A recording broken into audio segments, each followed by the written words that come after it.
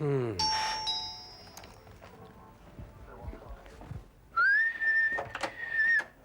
दीदी। इतनी खुश क्यों दीदी? हेलो दीदी, कहाँ जा रही हो? हेलो, मुझे कुछ। हेलो दीदी, कहाँ? क्यों?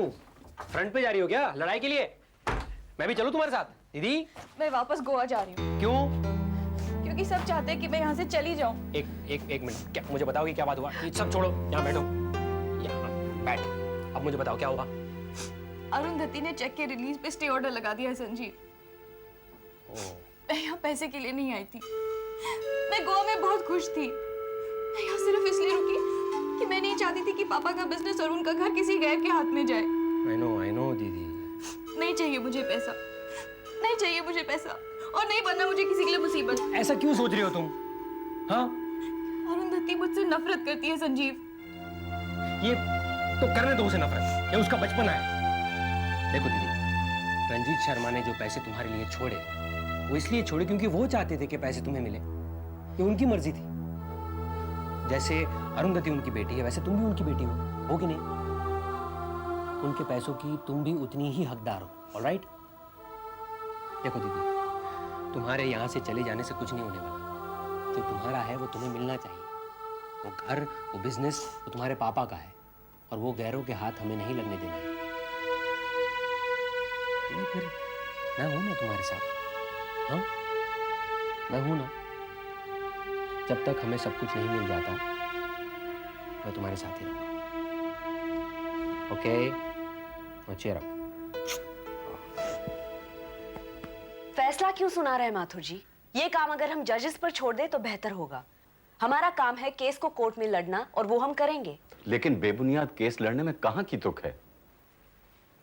मुझे ऐसा क्यों लग रहा है कि आप सब लोग, आप, वो ऋत्विक, उस लड़की की तरफ है और मैं यहाँ अकेली हूँ? क्या मुझे आपको याद दिलाना पड़ेगा कि आप मेरे वकील हैं, ना कि उसके? अरु, तुम भी ये मत भूलना कि माथुर साहब तुम्हारे पापा के दोस्त पहले हैं और हमारे वकील बाद में। नहीं मिसेस शर्मा, अरुंधति का सवाल अपनी जगह पर सही है, मगर मैं इतना सिर्फ कह रहा हूँ कि जो केस हम हारने वाले हैं उसे लड़ने से क्या फायदा। और मेरा कहना भी सिर्फ इतना है कि बिना केस लड़े आप इतने कॉन्फिडेंस से कैसे कह सकते हैं कि हम ये केस हारेंगे? अरुंधति, तुम... क्योंकि मुझे तजुर्बा है जो तुम्हें नहीं है। मिसेस शर्मा, आप ही समझाइए इसे। अब कोई जिद पर ही आ जाए तो मैं क्या कर सकती हूँ? मामा, ये मेरी जिद नहीं है। आप मेरी नजर से देखने की कोशिश कीजिए। वो लड़की मेरे पापा का पैसा लेकर अय्याशी करे, ये आप देख सकते हैं, मैं नहीं। मुझे लगता है पापा ने उसे वो पैसा किसी मजबूरी के कारण दिया था, या फिर उनसे बहुत बड़ी भूल हो गई, और यही बात हम कोर्ट में बताएंगे। अच्छा, एक बात बताओ, अगर ये केस 5 साल चला तो क्या हमारे पास इतनी ताकत है कि हम इस केस को लड़ें? या दूसरे शब्दों में, क्या हमारे पास इतना पैसा है कि हम इस केस से लड़ते रहें? माथुर साहब सही कह रहे हैं, इस बात को यहीं पर खत्म करो आप। हमारे ऐसे हालात नहीं है कि हम कोई केस लड़ सके। मामा, इस सब के बावजूद मैं यही कहूंगी कि हमारे हालात उस लड़की से बेहतर है। ये आप मत भूलिए कि उसे अब तक पैसा मिला नहीं है, और केस तो मैं लड़ूंगी। अच्छी बात है। अगर तुम्हारा यही फैसला है तो तुम्हें आज मेरे साथ ट्रस्टीज के ऑफिस में चलना होगा। क्यों? क्योंकि वहां सबसे पहले यही सवाल उठने वाला है कि कोर्ट में आने से पहले इस मामले को आपस में सुलझाया गया था या नहीं। फाइन, मैं तैयार हूं।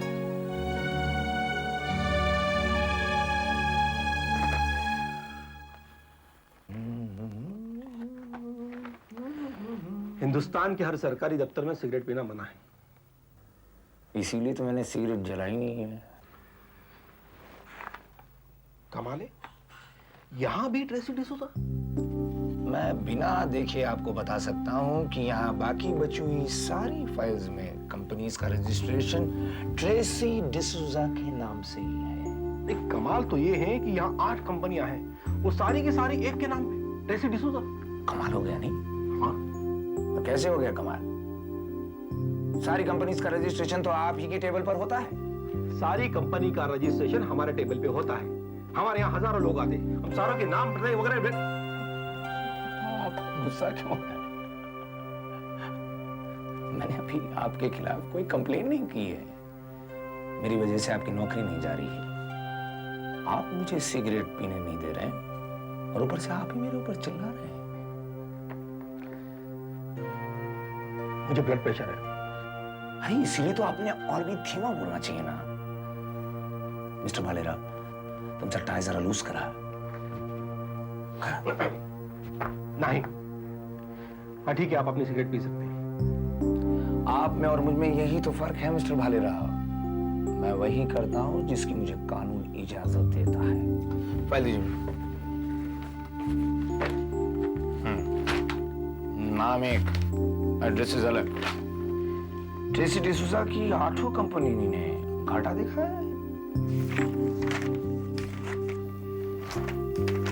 देखिए 2 कंपनीज के साथ तो ट्रांजैक्शन भी नहीं हुआ है। यही तो मैं सोच रहा हूँ। नहीं, आप वो नहीं सोच रहे हैं जो मैं सोच रहा हूँ। आप क्या सोच रहे हैं?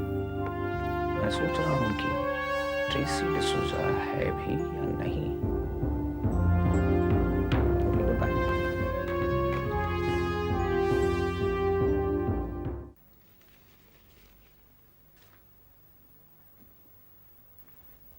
हाँ दीदी, हाय। दरवाजा खुला रखे क्यों बैठी हो?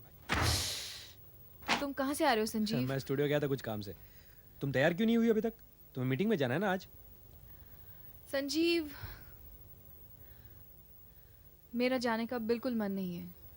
क्यों? अरुंधति से डर लग रहा है? बात डर की नहीं है संजीव, तो फिर क्या है? बस बहुत अजीब सा लग रहा है। क्यों भाई?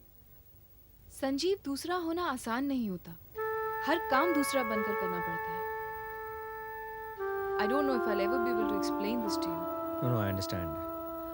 मैं अरुंधति से नहीं, मैं झगड़े से डरती हूँ। और हालात कुछ ऐसे हो गए कि वहाँ कुछ ना कुछ तो होगा ही। हाँ दीदी, पर यहाँ बात तुम्हारे और अरुंधति के झगड़े की थोड़ी है। बात तो है तुम्हारे पिताजी की मर्जी की। और जहाँ तक मैं समझता हूँ तुम्हारे पिताजी की यही मर्जी थी कि सारा पैसा तुम्हें मिले।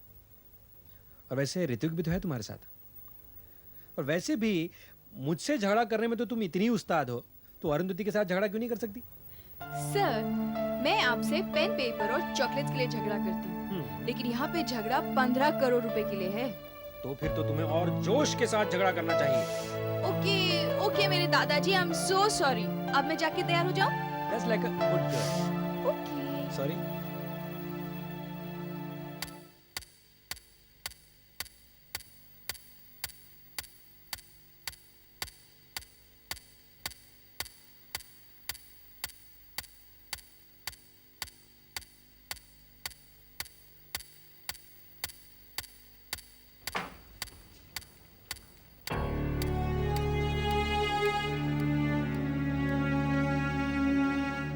आइए।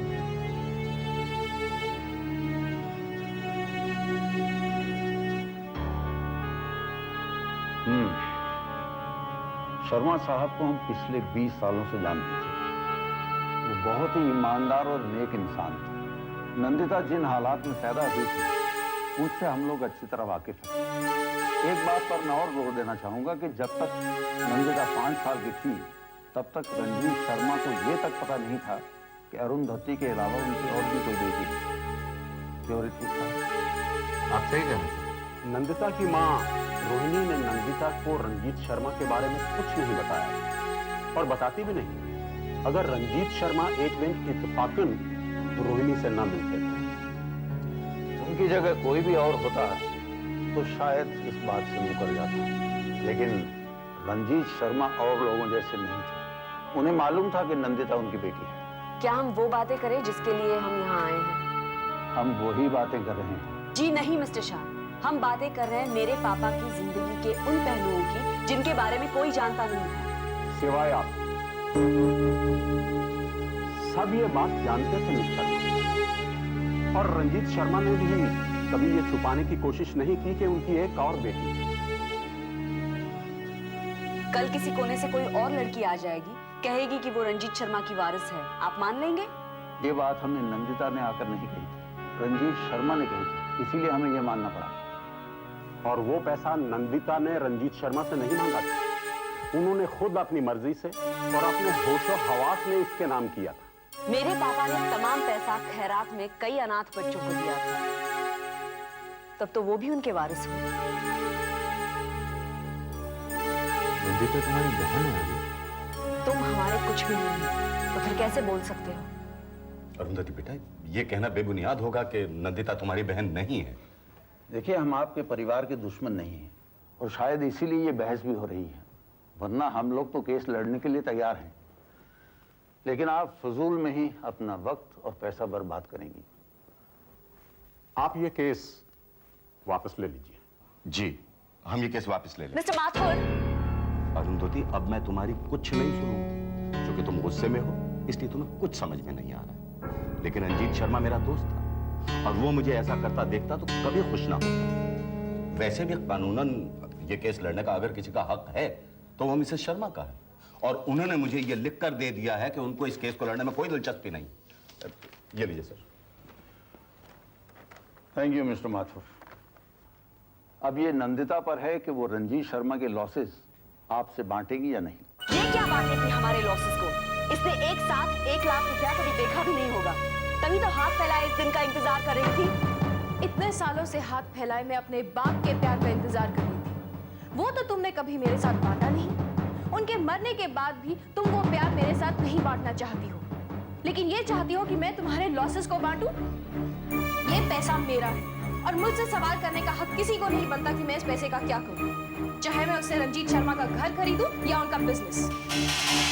और वैसे भी मिस अरुंधति, अगर आप ये चाहती हैं कि मैं आपके लॉसेस को बांटूं, तो आप मुझसे खैरात की उम्मीद रख रही हैं। और दूसरी बात, भीख मांगते वक्त इंसान को अपना गुरूर जेब में रखना पड़ता है।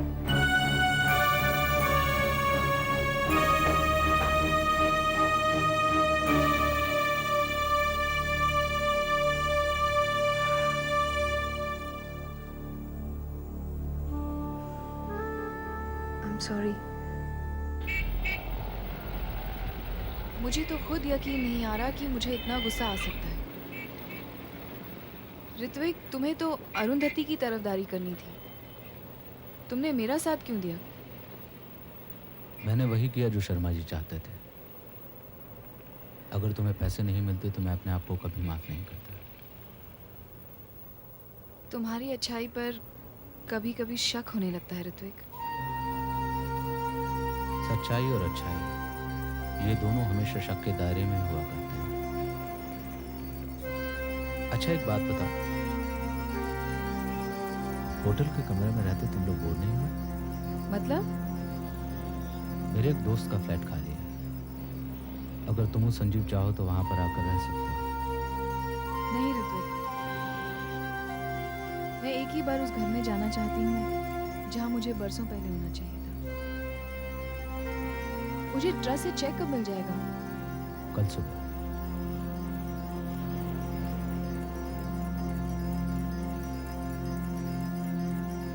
रंजीत शर्मा एक बिजनेस शुरू करते हैं। उन्हें माल कौन सप्लाई करता है?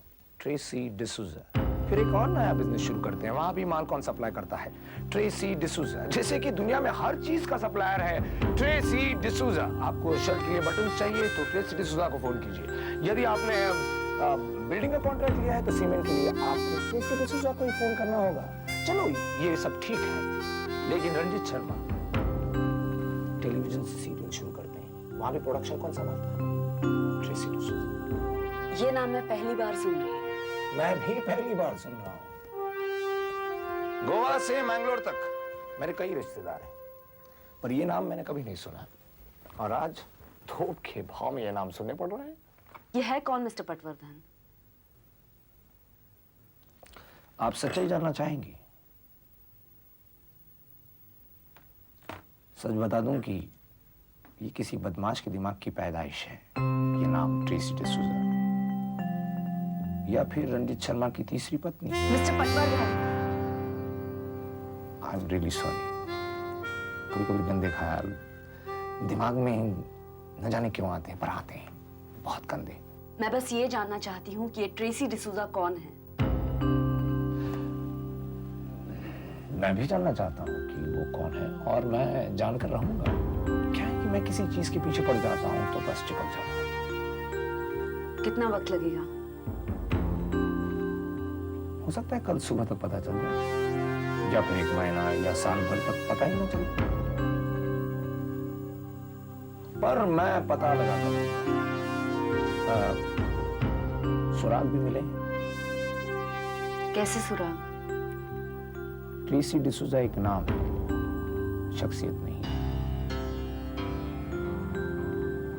रंजीत शर्मा को धोखा देने वाला इस नाम के साए में छुपा है।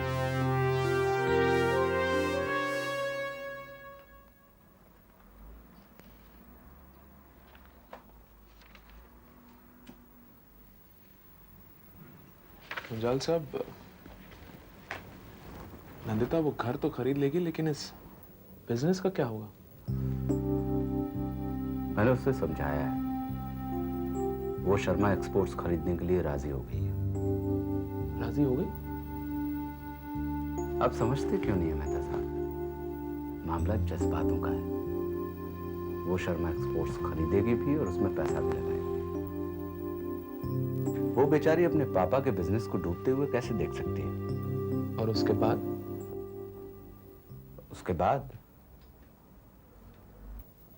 उसके बाद हम है ना, जेब कतरों की दुनिया के बादशाह।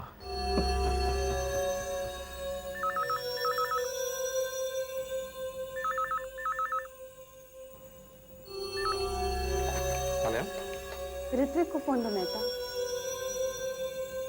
आपके लिए। हेलो, कौन बोल रहा है?